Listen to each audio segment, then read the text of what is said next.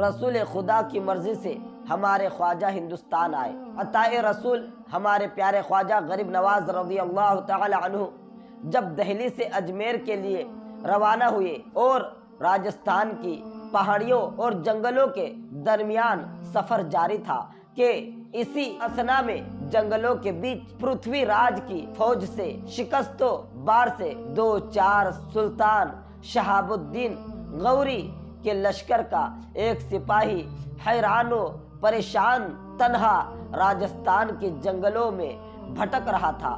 سنسان جنگل و بیابان میں اس فوجی سپاہی مسلمان نے جب ہمارے پیارے خواجہ رضی اللہ تعالی عنہ اور آپ کے ساتھیوں کو دیکھا کہ اجمیر جا رہے ہیں تو اس سپاہی مسلمان نے بڑی منت و سماجت کے ساتھ عرض کیا کہ آپ حضرات مسلمان ہیں اور میں بھی سلطان شہاب الدین غوری کے لشکر کا ایک مسلمان سپاہی ہوں اور اپنی فوج سے بچھڑ گیا ہوں۔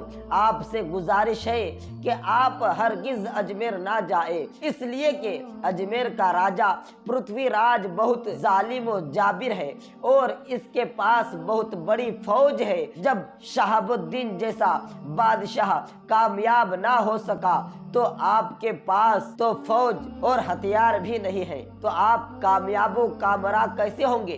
آپ کو نقصان اٹھانا پڑے گا اور قتل کر دیے جاؤ گے۔ اس لیے اجمیر جانے کا ارادہ بدل دیجئے اور اجمیر نہ جائیے۔ ہمارے خواجہ نے ارشاد فرمایا، وہ شہاب الدین تھا اور میں معین الدین ہوں۔ شہاب الدین اپنی مرضی سے آیا تھا اور معین الدین مختار دو عالم رسول خدا صلی اللہ تعالی علیہ وسلم کی مرضی سے آیا ہے، اور سلطان شہاب الدین فوج کے سہارے آیا تھا اور معین الدین اللہ و رسول کے سہارے سے آیا ہے۔ اور اے مسلمان بھائی، غور سے سنو، یاد رکھو کہ جو شخص فوج پر بھروسہ کرتا ہے وہ ناکام اور بے مراد ہوتا ہے، اور جو مرد مومن اللہ و رسول پر بھروسہ کرتا ہے وہ کامیاب و بامراد ہوتا نظر آتا ہے۔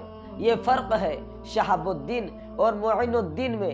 خواجہ خواجگاہ معین الدین، فخر کون و مقام معین الدین، سر حق را بیاں معین الدین، بے نشا را نشا معین الدین۔ ہمارے خواجہ کا پیہم ہادی ہندوستان ہمارے پیارے خواجہ غریب نواز رضی اللہ تعالی عنہ سفر مسلسل کرتے ہوئے دشوار گزار راہوں سے گزرتے ہوئے 40 درویشوں کے قافلہ کے ہمراہ پہلا قدم اجمیر کی دھرتی پر رکھا۔